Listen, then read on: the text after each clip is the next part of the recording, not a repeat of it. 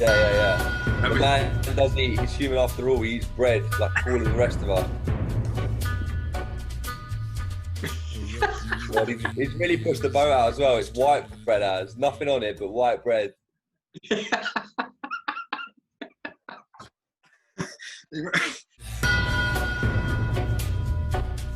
Welcome back again, everybody. Right, Jake, I have one last question that we didn't get to before the break, and it was, who do you actually support? There's a lot of confusion. When I met you, you was a full-on Man United fan, and now you are like full Hornet, and United never gets brought up. So, what's the situation? So, when I was a kid, because I'm the first born of three, right? So when I was a kid, and I'm talking like four years old through to like 12 years old.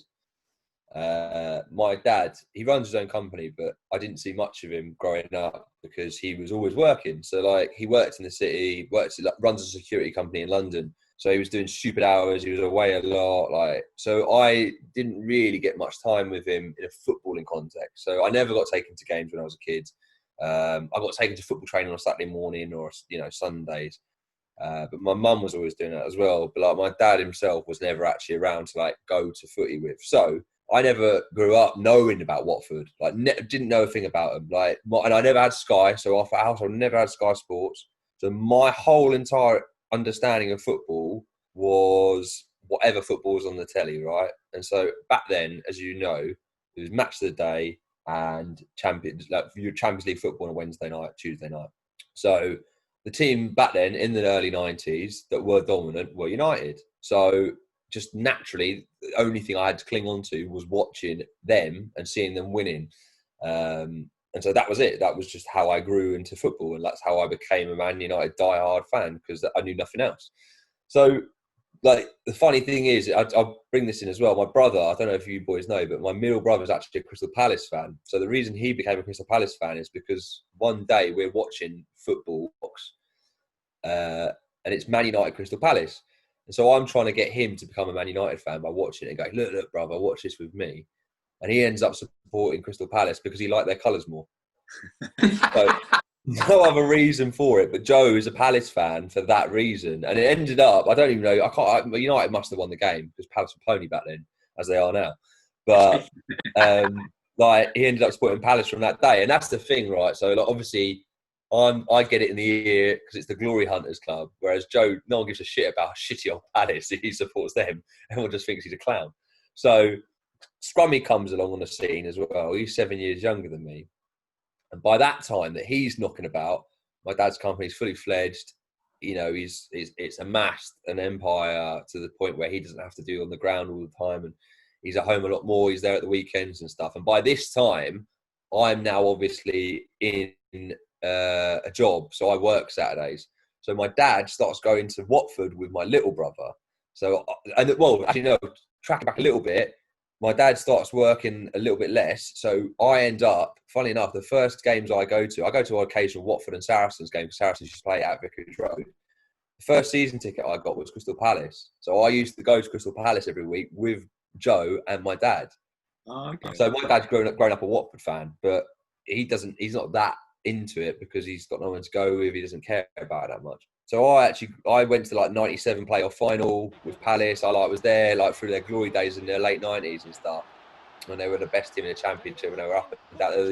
They were one of the first yo-yo clubs because of it. Anyway, so I was going to all their games and stuff. It was only when Scrummy got old enough that my dad started taking him to Watford. And I had a Saturday job, so I never tagged along. And it was only years after that I started coming along and supporting my local team. So obviously United is still like the greatest team at this point. And, like the euphoria, I remember like clear as day, the euphoria of the 99 Champions League final and all the FA Cups from 95, 96 that like are part of United's heritage and history. And it was only as the years went by that Watford became more in my life because I'd never really gone to their games very often. I'd always followed them as I was old enough to do it myself, but I had no attachment to them. Never been to games, never cared that much about them. And so now I work Monday to Friday, don't have weekends to worry about. And my brother's old enough and I go with him and my dad. So me and my brother and my dad have had season tickets for years now. and we always go. And then obviously my brother, Scrummy, got old enough, and we started going to away games. So I go to, you know, like all but like 5 of the away games every year as well now. I fucking love it. Like, and at first I was going as like, I love football. I'm just watching Watford as I'm supporting my local team, but I'm a United fan. Then obviously the less and less I watch of United, because now still don't have Sky. Champions League wasn't on, you know, terrestrial. Match of the day I would never watch anymore because I was out on a lash or whatever. And then Sunday mornings I'm out doing football stuff. So it turned out I was barely catching United live anymore, and I was at Watford every time United were playing. So I was actually ended up watching Watford more than I was watching United. So it was that transition period, really. And then it, again, much like me becoming a glory hunter, it coincided with Fergie retiring. Like, that's where it eased off, because that's where I started going to the Watford a lot. So it kind of like timing worked out quite well, because then again, it also worked out with Watford being bought by the Potsos and doing well for themselves. So brilliant. I've jumped bandwagons onto a more successful club in Watford. But I think, like, do you know what, like, I think if I had a son, I would be fuming if he supported anyone but Watford. Like, you see kids in like United shirts these days, and like Sam, I've had a go at you before about being a City fan, and I found out obviously you were a City fan before they had money, which makes you even more foolish than I thought. But it's exactly the same principle. Like, you see kids in Barcelona shirts, and it pisses me off because it's like they don't buy it because they know that Barcelona are the best footballing team. They buy it because the Barcelona shirt's the only fashionable, cool shirt you've got to buy your kid. And, you know, or you'll buy a Liverpool shirt. They're the flavour of the year at the moment. So you buy them that shirt. Like the same, you get City fans all around the place. Like when we were growing up, like 5 years ago, 10 years ago. So it's funny, isn't it? They come out of the woodwork. Like the next you'll see, there'll be like, you know, Newcastle fans will come out of everywhere. Like I'm telling you now, let's clock it now. I know of 3 Newcastle fans like in my my social network, and I'll in about 5 years watch how I'm going to have double that at least, if not, yeah, exactly. So that is how it works, isn't it? Like people chase the glory in that. And I remember actually when I was a kid, so I've lived vicariously through Championship Manager. That was how I knew everything about football. And I remember Alan Shearer left Blackburn to go to Newcastle, and back then it was so much to that end because there was no glory hunting teams. It was more that you like the players, right? So I knew someone that supported Blackburn and then left Blackburn to support Newcastle because Alan Shearer went there. Yeah. So that was the way it was done back in the day. Yeah. So, I mean, if you ask me though, like again, I would want my son to be a Watford fan growing up. I wouldn't want him to be a United fan. I would never trade in though. Not many fans. Like it's hard, right? Because as a Watford fan, I've been there and I've experienced euphoria. Like literally, some of the greatest football moments have happened to Watford. But conversely, I've like true like epic euphoria that can never ever be like not even drug can replace it. But I've had that with United as well. So like, I've had the best footballing experience I can ever have with both clubs. Yeah.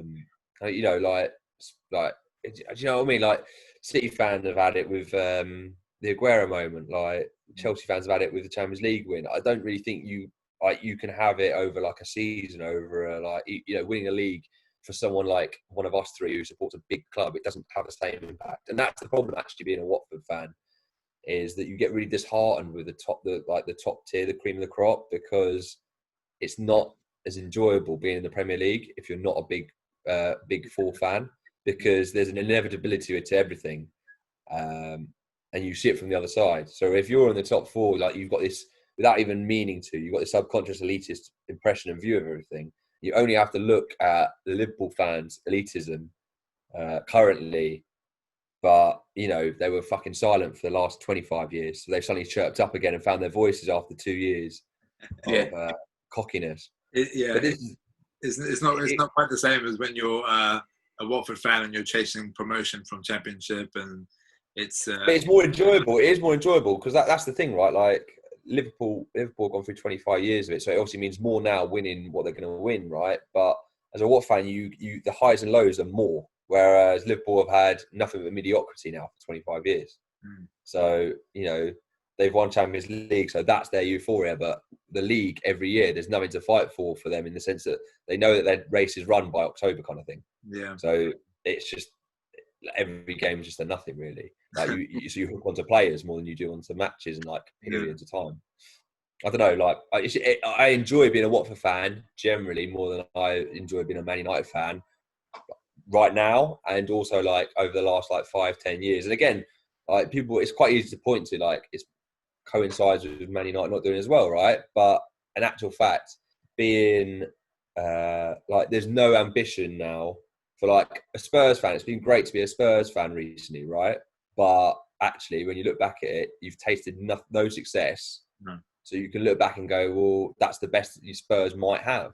Yeah. But actually, if they'd won one cup in that period, that would have been the greatest memory that they would have had for 20 years. So, yeah. Whereas Watford fans, I mean, promotion, relegation, all of those last-minute winners just mean a little bit more when you're the underdog or you're not expected to do it. Like beating Liverpool, like, you know, Chelsea or City could beat Liverpool. You're not going to remember it in a year or two's time. Well, when Watford do it, though, it's fucking class. Do you know what I mean? Yeah. Yeah. So what would your one signing be if you could give me one name for, just do both clubs anyway? Well, player? Yeah. It's hard at United because obviously I grew up, like, my hero was David Beckham. I've got him on the back of his shirt, but my hero was David Beckham. So, and again, I focused the way I played around him. Like, I don't know, it's hard to tell on a sevens pitch, but like my crossing and my long range passing has always been something that I've been like happy with because of it. Like, because I always grew up like angling towards being like him.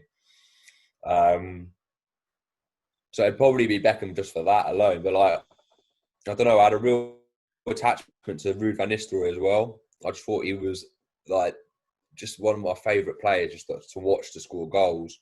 He was just insane, just always good. But yeah, Beckham would be the United link. With Watford, it's funny because actually, like, I don't know how you boys feel about Troy Deeney. I like Deeney. Yeah, but I think you boys see it differently. Because again, you see like the character that Deeney is, and he's a bit of a parody now to the Premier League. Because obviously he does a lot of the media stuff, and a lot of his like sound bites come out on Twitter and all that. So that's what everyone sees. But like, if you see him week to week, like he's a real community character, and like Watford are at the heart of it, a family club, like they always have been. And like, I don't know how much you boys know about the story of Troy Deeney. Obviously, he served time in prison for assault, and like Watford gave him another chance, and he came back, and he repaid his faith to Watford massively. Obviously, he like rejected Leicester the season after they won the league. Yeah. To stay with Watford because Watford had like said to him like, "We put your faith in you, you put your faith in us, so let's put our faith in you again and keep you there." And like, yeah, he's a bit of a hero in that sense. He'll go down as like one of Watford's like greatest ever players, just like not necessarily for talent, but just like the desire and the heart. And like, again, you had that with like Lamps and Terry and stuff. And Sam, you haven't ever had it at City because it's a heartless club with no soul or passion. But I think Watford have it with Troy Deeney. Like, you know, he's from Walsall, but you wouldn't think it. Like, he wears his heart on his sleeve and he's passionate for Watford and he fights. Yeah. And again, that's why Lloyd Doyley was my other one, because Lloyd Doyley is literally a local lad. He's grown up through the ranks and he was there, and he's definitely one of the shittest ones that's ever played for the club. But it was his heart and his desire. And like, he's still part of the club. Like, he comes and watches Watford still. He plays for Kings Langley now, like semi-pro level. His son goes to Nash Scotwood Junior School. Like, he goes to the away games, and like I've sat on trains back with him and chatted to him, and he's the most natural, normal guy. Like, never ever got to him. He was always just like a normal guy, and that's the great thing. Like, when I grew up, Graham Taylor you'd bump into him in Watford or in the park, and he'd just talk to you. Like that's so removed from like the top four, like the top 6 teams. Like, it's not real life, is it? Like, they're all millionaires and like they live so detached. Whereas, you know, I work next to the stadium, but like I see the stadium, like I know people that work there. I get to see the players like most weeks, and you feel a real affinity with the club, and it's a smaller club, which means that you feel more in personal contact with it. Yeah. So it's a different relationship. Obviously, I look up to Bex in a totally different way. I look up to Deeney and Doyley. Do you know what I mean? It's more personal. And a quick one on the current situation. Do you think you're capable of staying up this season? Look like we're going to be playing again. And do you think Deeney looks like he's not going to want to be playing? Is that going to affect your chances in staying up? Oh, massively. Like, we ain't got any goals without Deeney, which is weird to say considering how good our midfielders is, but we haven't got any other strikers. So But funnily enough, so it's quite funny for Watford fans. Like monetary wise, we can't afford to go down, like anyone else can't. But it's never a bad thing if you're a club like Watford, because you always actually know that what's around the corner is going to be a really exciting, fun season next season, and you'll enjoy the heights and the fun of going back up. So, although I think we would have survived if it was normal and everything had gone on as normal, I wouldn't be too bothered about going down, even though it would break my heart, obviously. But I wouldn't mind going down to go back up. But do you think you could be in danger of going down then now?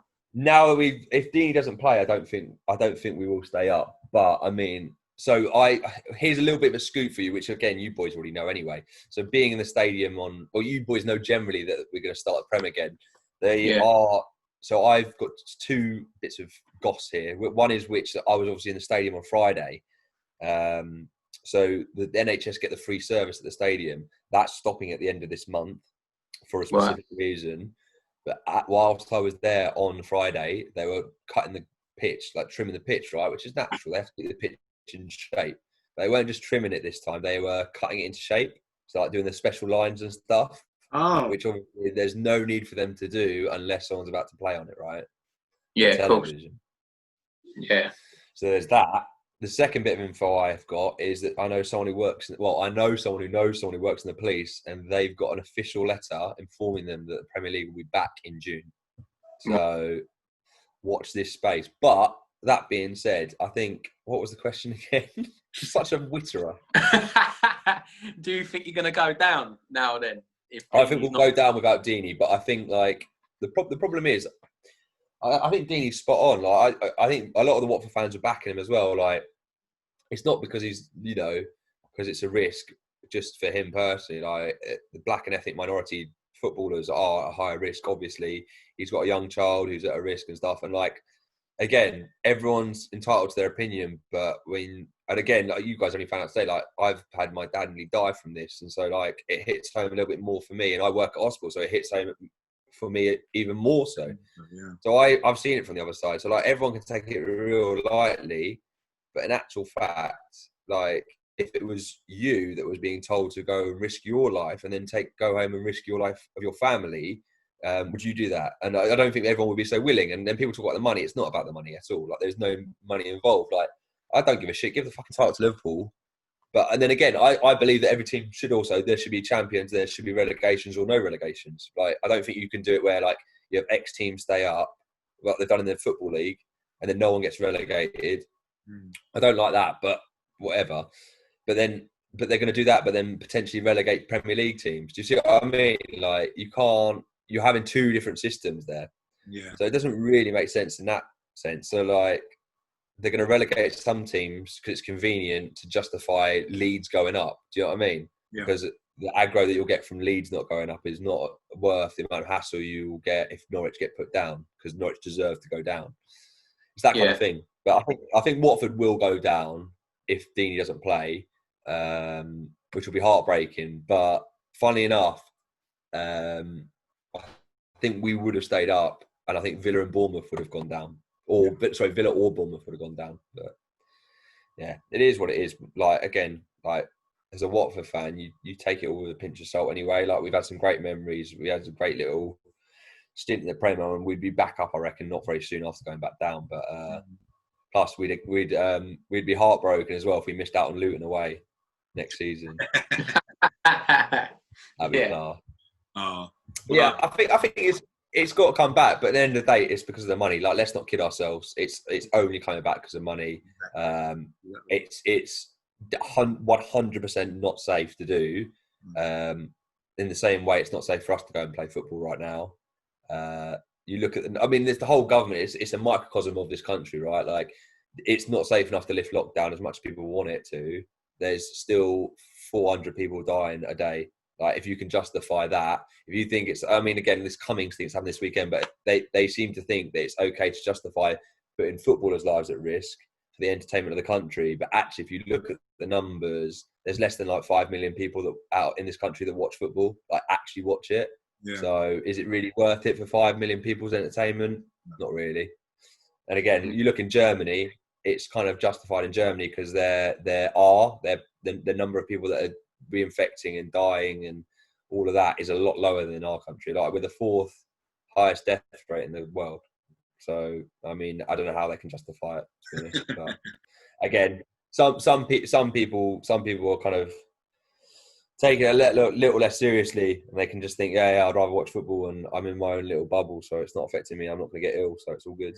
And I can respect that because we're humans. That's inertly what we do as humans, right? We think about ourselves first and everyone else after. So you can't really legislate for anything else in between that. But yeah, yours are staying up. It's a horrible, sticky situation that we're in, and as much as we may disagree with what might be happening, it sounds like you've got some pretty secure info that whether we like it or not, and whether it's for the benefit or not, it seems to be coming back maybe June time.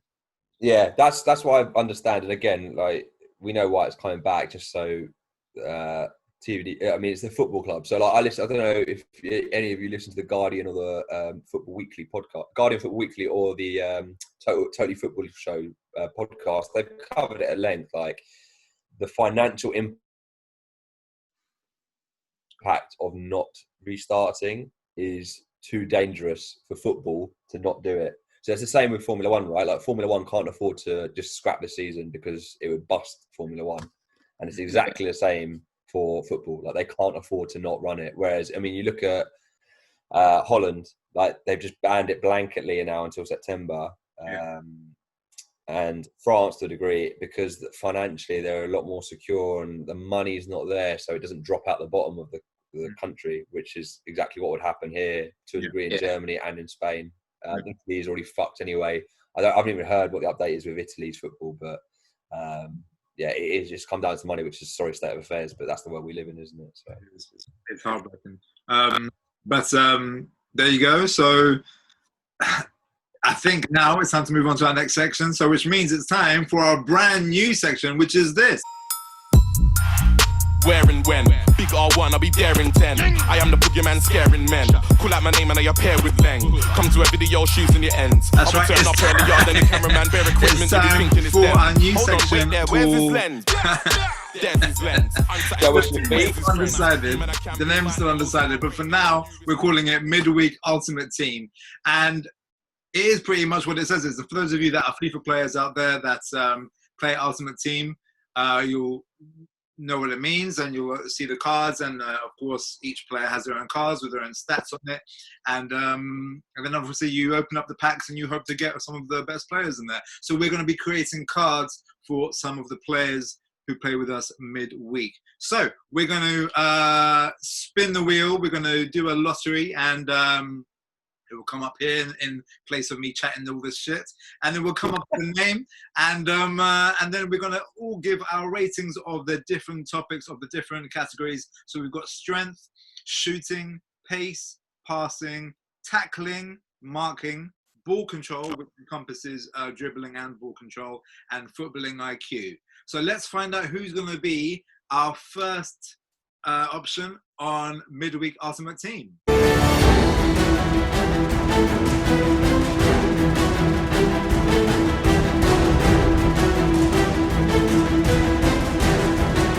Abbas Walji. So, Abbas, the Tiger Walji. I want his Shafi. He's going to be our first FIFA Midweek Ultimate Team card. So let's start off with each of our opinions on. Let's go for strength first. So let's put it down, and you'll say your number from your rating from 0 to 100, or 0 to 99. I think FIFA tends to do it. So let's say 0 to 99, and then we'll try and average it out and see what his card comes up with. So can I just ask a question? Yes. Cool. Walji's name is actually Abbas. Yeah. Abbas Walji, yeah. I mean, I'm learning new things about the boy already. Oh shit! Yeah, man. I love that his name was Walji, and now I think of him a little less so that he's just got the same name as everyone else. I like it's a problem, mate. It's a problem. Is this like the Asian equivalent of James Smith? No, no. Abbas. No, That's better. Every other person's called Abbas. it might be somewhat of a Muslim equivalent, but no, I think like it's yeah, well, no, but Walji, it's a We just do a pie chart of like the amount of Abbases we've got in the group. Half Like the they would take up like a good quadrant in the corner. What we've Yeah. got two. Nah, it's more. There's Oh, it's Abbas Bimji, Yeah, Abbas Walji. yeah. Who's Turkish? That's not But he's Abbas Bimji, is Abs, it? but that's short for Abdullah. Okay, I'll let them off for that. The worst version of Yeah. abs. Another dig. Another dig. All right, come on. Strength. What we Strength. got? Yeah, before What's we the, get what's to the, strength, ball, strength. what's Abbas the Bimji, ballpark strength. for the Power League? What sort of numbers should we be looking at anyway? I mean, we've got to treat it like it's the elite level, right? Yeah. We've got to treat Yeah. Power League like this is the top level you're getting now. So we can't be ranking them 50s and shit. Yeah, agreed. Okay, so he's quite a strong boy. What do you reckon? Well, as I said to you, if he tried, I reckon he could shoulder his way through one of those walls. yeah, got- there's a big dent in it. Yeah. Yeah, he's got the brute force. He's got a good strength, very good strength. I just don't know necessarily if he's got the brain to use it as well as he's got it. Do you see what I mean? Well, Yeah. that's that'll be one of the categories as well. But for just the actual physical attribute of his strength, I'm gonna go. Go on, Go on. Sam. What's you going? I'm gonna go for an 85 strength Yeah. Okay. for Walji, and then we'll hear everyone's strength ones, and then we'll take a quick break, and then we'll come back for the rest of the categories. So I was going to give him a 75 because I didn't know how high on the ball. 75. Nah, yeah. Is that low? Would you say? Yeah. I'm happy with an 80-85 for Walji for sure. Yeah. I suppose a top. So thinking about FIFA, he'd be like the bright green, wouldn't he? I suppose because he's one of our strongest. So Right. yeah, I you two then put him Troy 80. Deeney's like 92 and Akinfen was like 95, isn't he? Right, got you. So yeah, our man will have to be a good 85. Yeah, I'm happy with 85. Would you reckon? You go with 85, okay? Jake? So the way I'm comparing him, I think there's only I think I said it earlier, didn't I? I think there's only one person that's probably stronger than him is Abs, because Abs has got a dead low center of gravity. And I'm thinking like Abs would be like a 90 for strength. So Okay. I would say that Abs Walji would be like he'd be like an 88 as well. I think 88, 87 is a good little 85 because actually I think he's got strength. But you can, I can give him a bit of arm back. Like you can go side to side with him. So maybe 85 is probably what I'm going towards now. Yeah. Happy with that then. Like a little battle with Ryan. Did he come off on the losing end of a battle with Ryan at one point? I believe. Don't let Walji hear you say that. But yeah, I think he did. I'm pretty sure that sticks out in my mind. But yeah, 85 seems to be the consensus there. I love how you made it sound like it was like impressive that Ryan won a strength battle as well. Against Walji, yeah. I'm surprised Ryan wins at anything, but that's a different story. So we're going with 85, boys? I'm happy with that, boys. I like your thinking. Fair. I think he'll be happy with that as well. Yeah, I mean, okay. So from a very, just to put things in perspective, from a very kind of egocentric and you, as you said, Jake, you're living vicariously through Football Manager, and I do the same through FIFA. So one of the very egocentric things I do when I get FIFA is I create myself, and I put myself in the game, and then you do like a career mode with it or something like that. And I usually would give myself maybe a strength of between 70 and 75. Yeah, I think that's fair. That's fair. So obviously you've got to put yourself at like at quote unquote professional level. So then in comparison to that, then Walji at 85 is like the ones that when I'm scouting for players, I always look for centre backs which have got like 85 strength, or maybe even a CDM that's got like a 85, 80 strength. So I agree with that. So we'll go on to the other categories right after this.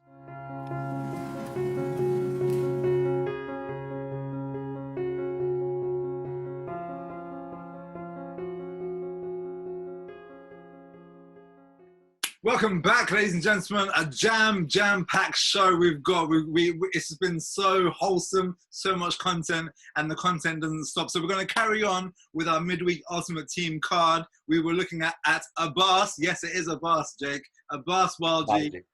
Yeah, Walji. Abbas the Tiger Walji. I remember that's when he first introduced himself to me. That's how he said, put my number in your phone. Abbas the Tiger Walji. He gave himself So, I'll have to put it on that.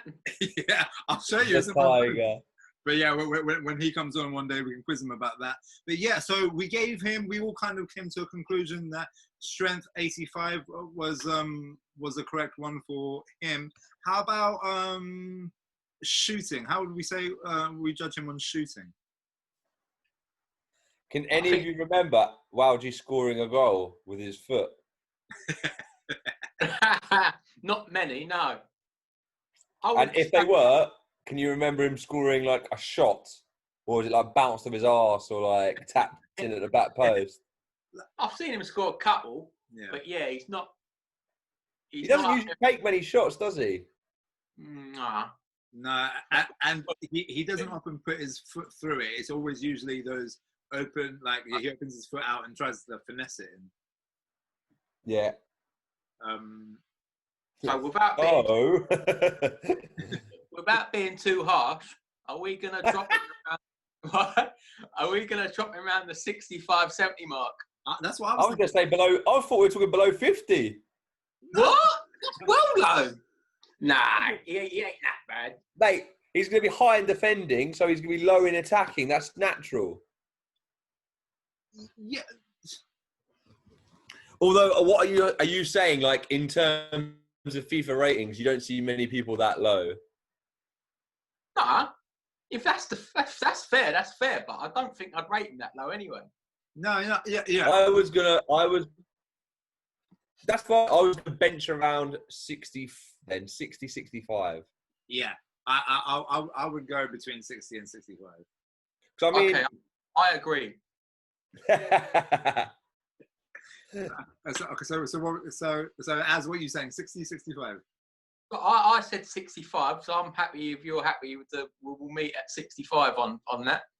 Well, look, just to put a spanner in the works, I might say 60, so you have to mark him a 62 or a 63. We don't want all round even numbers, do we? No, that's true. I'm happy to go for a 62 because I do think he probably is the lower bracket because he's the first one on, and we don't want to mark everybody too high. It's unrealistic. So his shooting's not his main attribute, is it? No.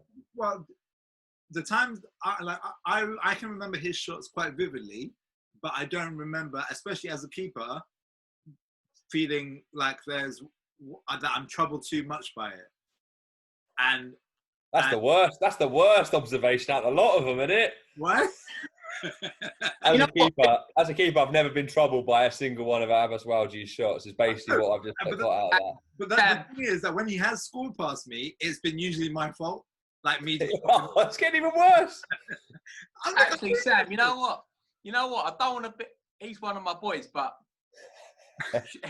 in terms of shooting, actually, now I'm thinking about it a little bit more. Because the way he shoots, there's no shot power. Yeah. I wouldn't want to take a long shot, to be honest. So that is a type of shooting. And he's not like clinical, is he, in terms of a finisher? Huh. 62 starting to look generous now, isn't it, boys? Yeah. Should 62 be low? Because as much as I have seen him score, and I've seen him put them in the bottom bins with the old side foot and all that,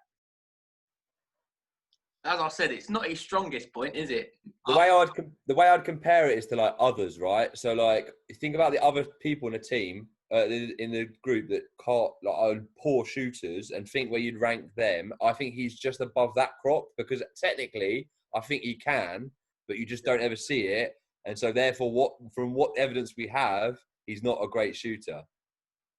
I mean, what I would say is he's a better shooter than his centre-back pairing in your team. But... No names though. Okay. No, so going by what you said, is 62 fair then? I think so. All right, we'll settle for 62, boys. The more discussion has gone on, and especially Like, what are you laughing at? Because I started low and then you two went high, and now I'm the one that's settled, and you two are like, actually. No, because and this is the beauty of the discussion, because the more you do it, and especially when you said that, because like if your defending stats are quite high and sometimes your physical attributes as well are quite high, then the balance of that would be that your attacking isn't. And there's a reason that you're more defensive than you are. Like, for example... Okay, mate. You don't give Harry Maguire good shooting stats, do you? That's true, yeah, exactly. Whereas, but then again, with that same breath, as a play centre-back on sevens, but I would give him quite a high shooting stat. You don't have to say that because he's your So partner. would I, mate. Sam. No. Because I know that he's not really a centre-back. Well, there we go. Different story. Wowji, he cannot tell you he's anything but a solid centre-back. And he's like, so if any of you listen to the Crouchy podcast, there's like the Gazelle and then there's the Buffalo. Like, Wowji's a Buffalo centre-back, like powerful, strong, aerial. Like, that's his game. He's not a ball player necessarily at first, even though he can. Yeah. He's just a no-nonsense stopper. Yes. And they are not shooters. But also, if there's going to be people below him, there is. So Jake thinks, I ain't nothing in my head at the moment. Nothing popping into my head on that front at the moment. But if that's the case, like a 62 would be a nice yellow block, wouldn't it? So is that quite fair? Because he can't be a 50, can he? And then have people lower than 50, surely. I think that's why I think 62 is a fair one, because then you have room for people to be lower than him without going below 50. What do you want, Sam? You want to go below the 60? Okay, so are you saying 62 as? I think so. Are you saying 62, Jake? Yeah. I'm saying 60. So that averages Let's go 58. Let's go 58. No. No. So let's meet in the middle there at 61. He's a 61. Oh, You're the boss. Go for it. Guys, okay with that? Yeah. Fair, what the soundbite out of that whole conversation is going to be, like the headline will be, goalkeeper Sam thinks Wowji is the easiest player he's had shots against ever. No, you're misquoting me. You're worse than the newspaper. That's what the media do. They'll spin that one, mate. You didn't word it very well. You didn't glamorise Wowji well at all there.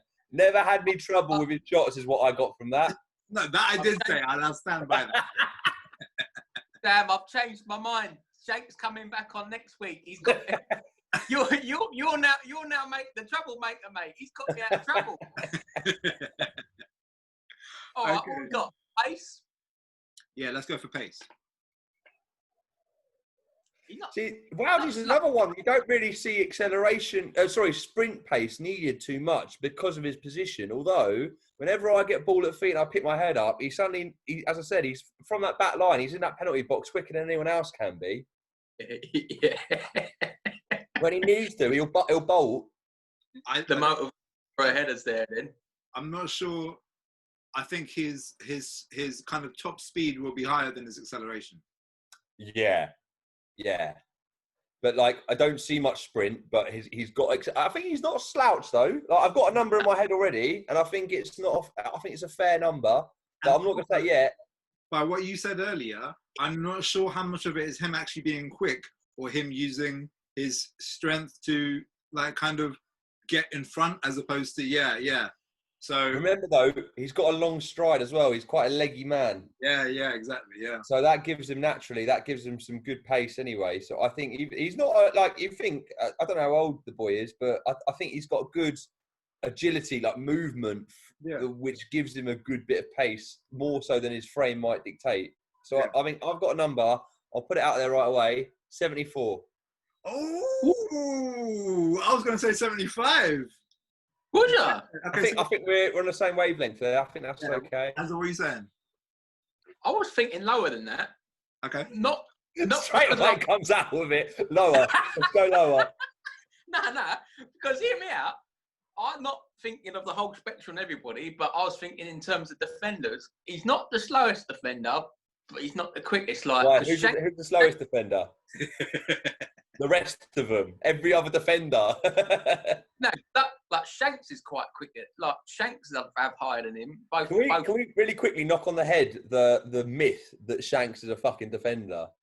No, he's not. Yeah, but still, mate. Whatever. Mate, Shanks is a wing back at best. But when I first started playing, I was like, this is like the second coming of fucking Frankie Lampard. Mate, the boy is not a defender. Let's shut that myth down right now. Like anything coming from this pod, hashtag Shanks no defender. Listen. Hashtag Frankie Lampard. Listen. Yeah. Yes. Listen, we won 6-a-side fucking leagues and tournaments with Shanks at right back and Wowdy at left back, mate. So enough of that talk from you. Wowdy at left back? Yeah, they play. Nah, I think Shanks was left back. To be fair, I was Wowdy about to say, Wowdy up and down with his pace. He's got 75 pace. He's got good stamina though. He's got good conditioning. That's why he gets up and down so much. But anyway, yeah, he's not slow and he's not rapid. So you two bang on together. So let's go with that. So what number you? What number are you giving? Put a number right. Nah, because I was maybe just below 70. Like I was thinking 60s to the 70s marks. Give a number. Go on. We need to hear one. 68. 68. Okay. So that's an average of 72, no? All right. Let's go for 72 then. I feel bad now because I've lowered his pace score. Mate, the best bit out of all of this is that they cannot defend themselves. That's the best bit out of all of this. I don't know, mate. Am I right or wrong? Because we ain't exactly got a litter of strong, quick players. Yeah, but that doesn't make him quicker, remember? It just means that we're a slow fucking bunch. I'm happy with our number then. Let's carry on. And also, you shouldn't feel bad because these are the attributes we're assigning to them. And then, like, for example, if we say obviously someone who's obviously quicker, like a Z or someone like that, who's obviously quicker, but then Z will have a lower strength rating than him. So it's observational. It's not like kind of we're mugging them off. Yeah, agreed. All right, Parson. Passing. Obviously, his shorter passing would be better than his longer passing because he ain't someone who's going to start spraying the ball about, is he? Yeah.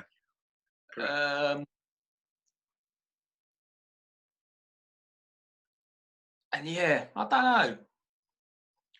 Is he someone you would always think he's going to look after the ball a lot as well, though, if you know what I mean? Well, I think we'll just wait a second because we might have lost Jake there, but I don't know if he's back or not. A few moments later.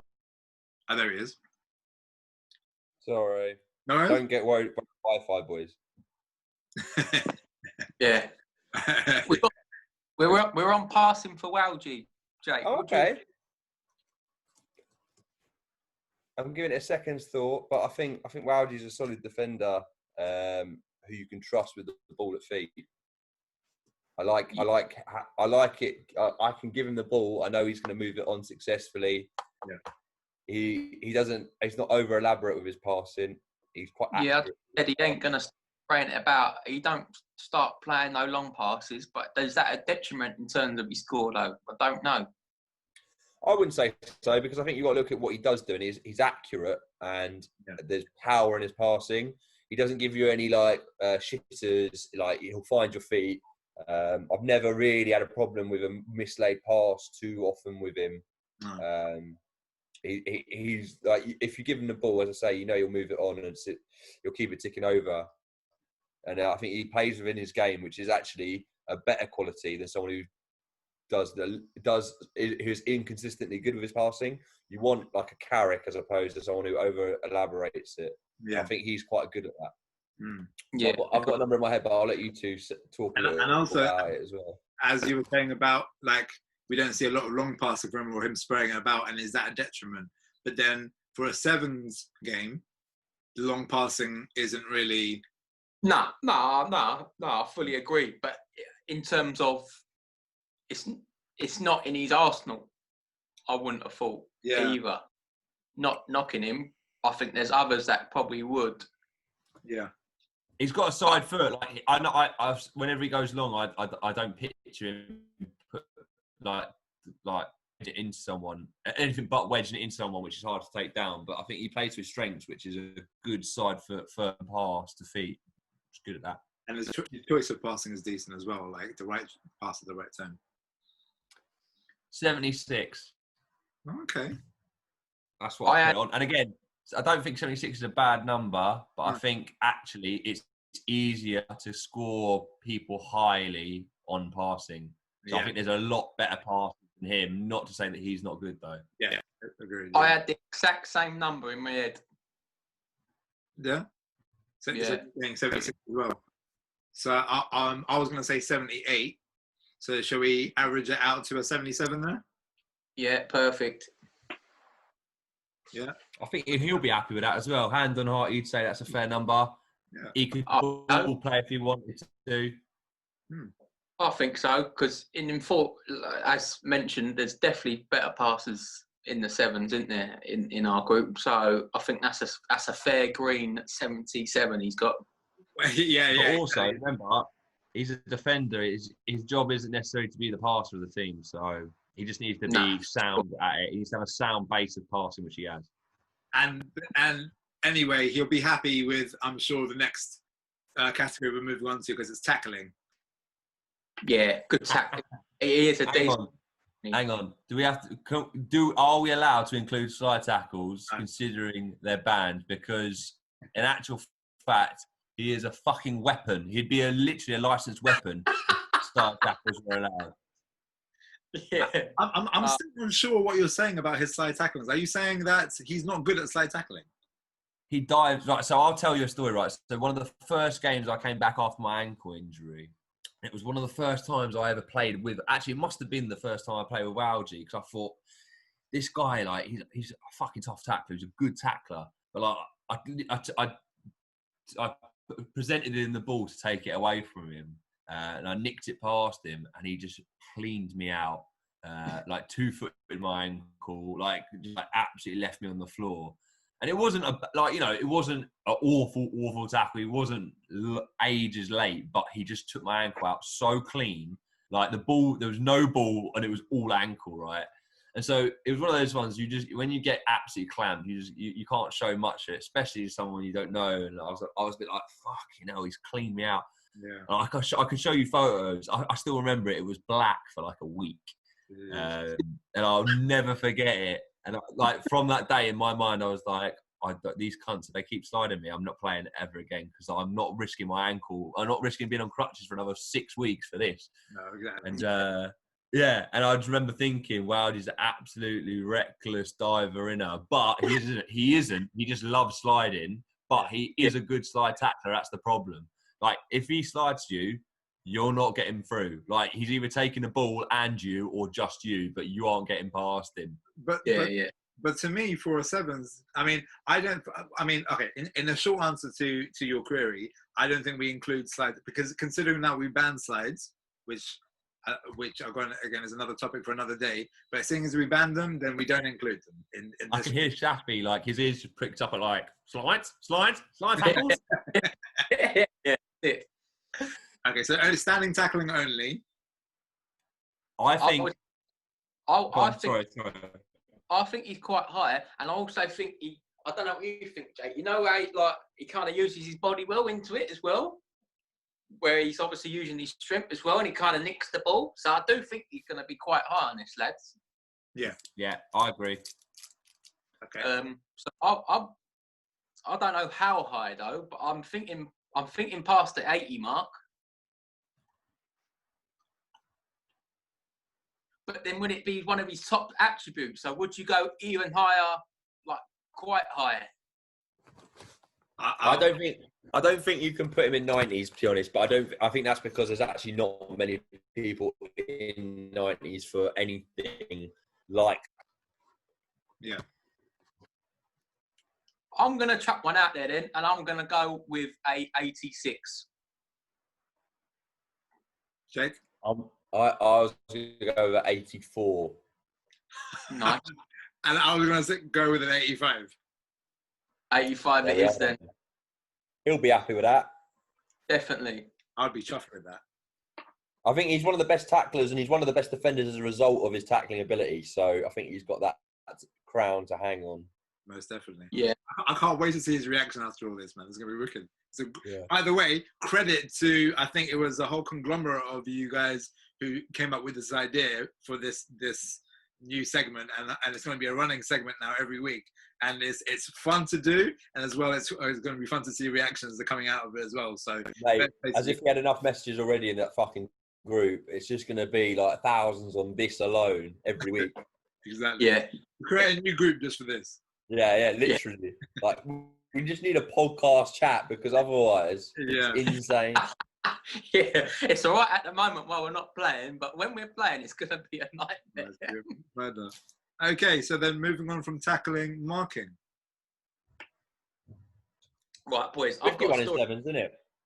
Huh? It's a tricky one in sevens with the old marking sitch, isn't it? Because it's a different discipline. Yeah, I agree, but I think obviously me and you had a bit of a conversation beforehand because there's a few that get a bit lost in the marking category, so that's why it's got a separate one. So I've got a story of one game. That's an important trait as well. Yeah.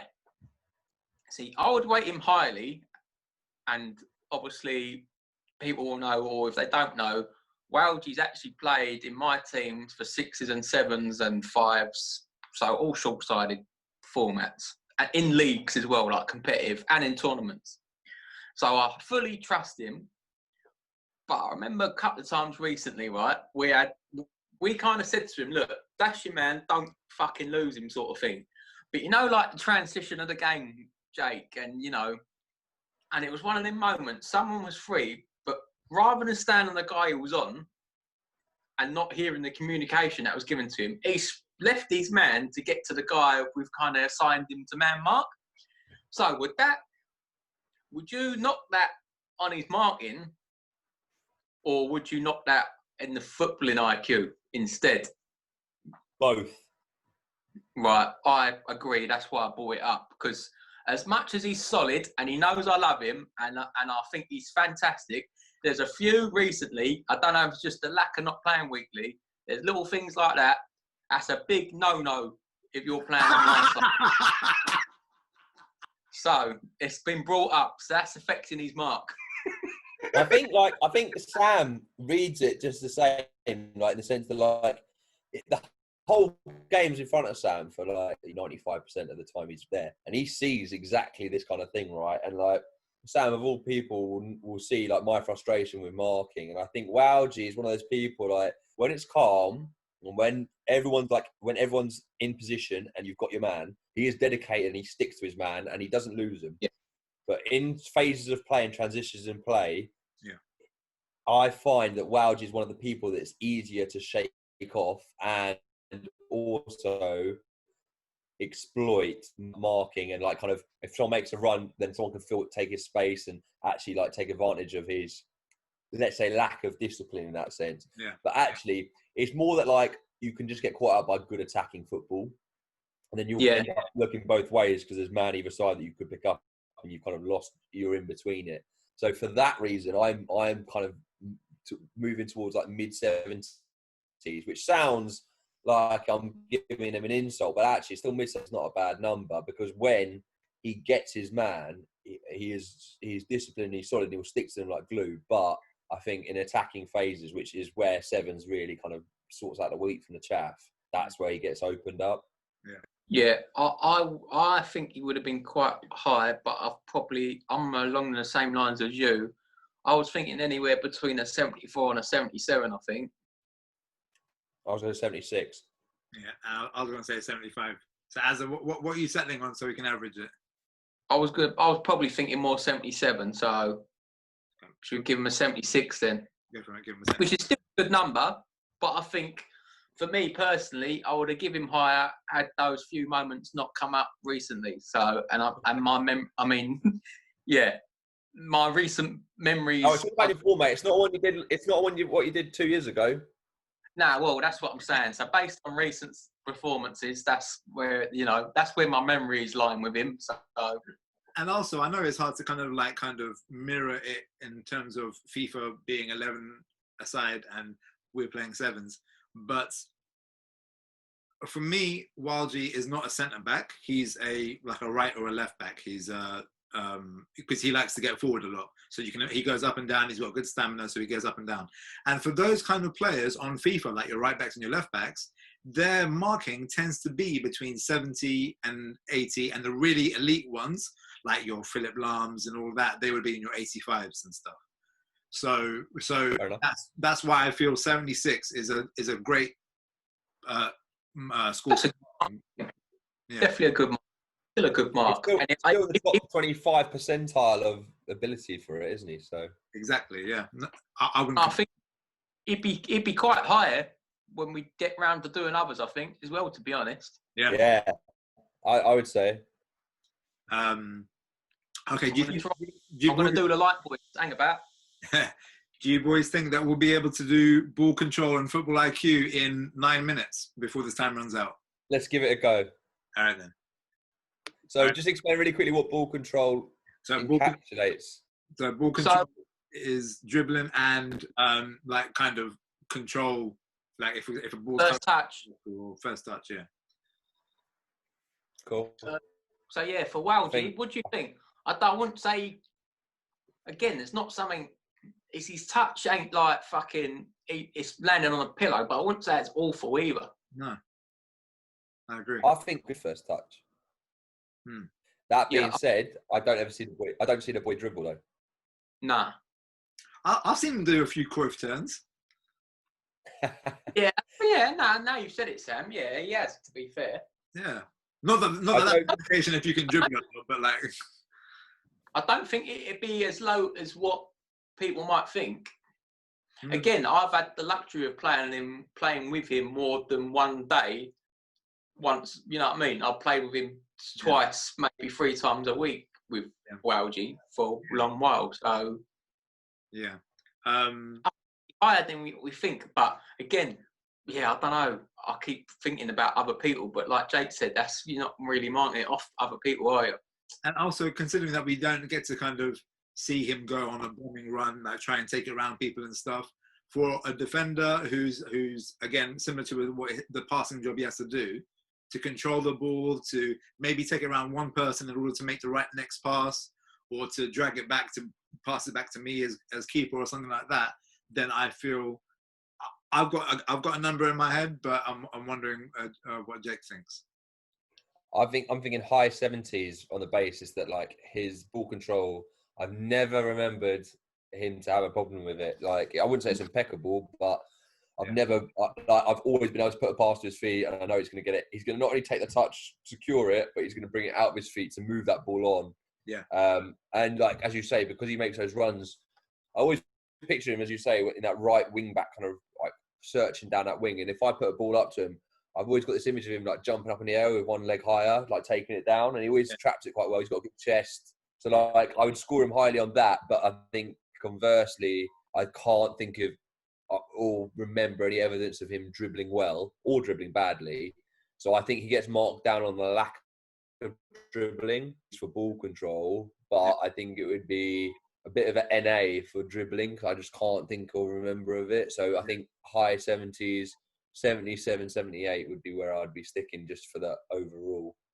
Yeah. As?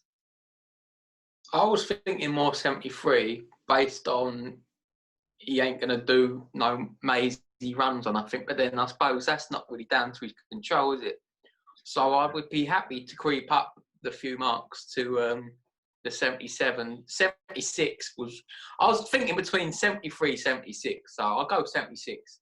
76? Okay, I was thinking kind of 76, 77. I was only thinking about dribbling purely for a while, and then I kind of forgot about the ball control part of it. But yeah, I'll say 77. Again, when Jake puts in that picture of him like sticking that leg up to bring it down, that kind of brings back, that illuminates things a little bit more. So I'm saying 77. Jake, you said 70? 77, yeah. Yeah. And Az, go with that, mate. Go with that. Part of me feels that Az is a bit like he's not fully convinced on that one. Well, part of No, me thinks that Az has been like this Azza. I've never met this Azza in real life. I love this Azza. I would go to the pub with this Azza because he's just a lovely gentleman who's friendly, not too opinionated. He's a lovely bloke. I would love to meet this one. You could catch a lot of women if you were like this. All right, the Power League Azza, fucking hell, no chance. But And lastly, boys, with 5 minutes remaining, footballing IQ. 5 minutes. Let's go. Go. Cram it in. So obviously, I give you the story about the marking situation. So that obviously drops it. He's got a lot of work to do to build that back up. And you know what? Like the fact that happened is double dropped it for me in the first place. So because I expect more from him. Is the main. But now, in general, he's pretty sound, isn't he? He ain't he ain't one of the ones where you got to be constantly at him. Yeah. So he's pretty sound in what he's doing. I don't get the header thing in the 7-a-side pitch, if I'm honest. He loves it. He loves it. He's like the Nemanja, mate. He'd head a wall if you gave him the opportunity. Yeah. If it counted as a goal, he probably would. Yeah. So yeah, it's a hard one because there's a few little moments like that where he's not used his own noggin. But again, he's not someone where you have to keep telling him information as well. So let me try and sell him a little bit for you, Az, because I think he has got he's got a head and he's got a brain for football. Very much sevens though, or like small side game football. So whenever I have him in my team, I don't worry about him being on the same page as me. So like he will play to the pattern of the team. So he'll keep ball when we need to keep ball. He'll go forward when he knows it's safe or we can afford to go forward. Yeah. He's a very safety first guy. Like he knows he's got discipline to his game. He knows not to exploit the team by kind of being selfish and going forward. So like he very much thinks with the right mentality about the game. Like he manages the game well. Like he hasn't got the intricacies of an attacking play, but that's nice. As we said, like that's not necessarily what his strengths would be anyway as a defender. Defense first, he protects his goal and like he does it sensibly whilst also like working. He talks. He like in recent months, I know that he kind of was able to move higher up the pitch. He played midfielder. He was able to pass and move. Like he had that. He didn't just stop when he did his job. He would keep working. Sometimes you need to give him a shout, but he reciprocated and he listened. He embraced and took all those things on. And again, we could use football IQ and take it into consideration people's ages. And I think that would count against some people. Whereas someone like Wowji, his years of wisdom on the pitch shows. Because there are some tropes that are naturally suited to hit what he does, which just come from playing and understanding the players around him. And I think not a lot of people, or say not a lot of people, I don't think many people do it to the extent or as well as someone like a Wowji does it. So I think you give him a little bit more credit because of those factors. Nah, to be fair, you've given me a nice refresher, mate. Because, like I said, he wouldn't have been playing with me other days if I didn't rate him. Exactly. Which he knows full well that I do. But it's those little mistakes, if I'm being fair, that, or like I said, they're only recent memories, and he's had a lot of time out, so that's why they probably happened in the first place. But yeah, I agree with everything you've said, 100%. I think he has lapses in concentration, but that's very easily done as a defender in our game. And again, in actual fact, the quality of attackers in our games means that defenders are always the most exploited. So they stand out as the ones who suffer the most, but actually that doesn't necessarily make them bad players or not strength. It just means they've been bested by a better player, which happens. Yeah, good point. So, I mean, I was going to be harsh, but tough love is not needed in this situation. So Sam's been tough enough on his shooting. Yeah. I'll go with an 83, I think. Okay. I'll join you on 83. I think that's a very fair number. Okay. I mean, unfortunately, I don't think I've got time to explain it, but I'm going for a 79. Because, don't do it. You've got 30 seconds. 79, purely because I feel there's a lot of people who can maintain the concentration throughout the game where I think sometimes the emotion of the game might also get to him more than so he might get not hot-headed, but he might lose his composure a little bit, or again forget his defensive duties or something like that when he's kind of pushing for it. But he does know when to slow down a game, when to pick up a game. So for me, it's a 79, maybe creeping on the 80. So maybe shall we settle for an 81 or an 82? Yeah, cool. I think 81's fair. 81's Lovely. Okay, and there's his card done, and that's just about in time. And boys, I'll say goodbye because I'm starving.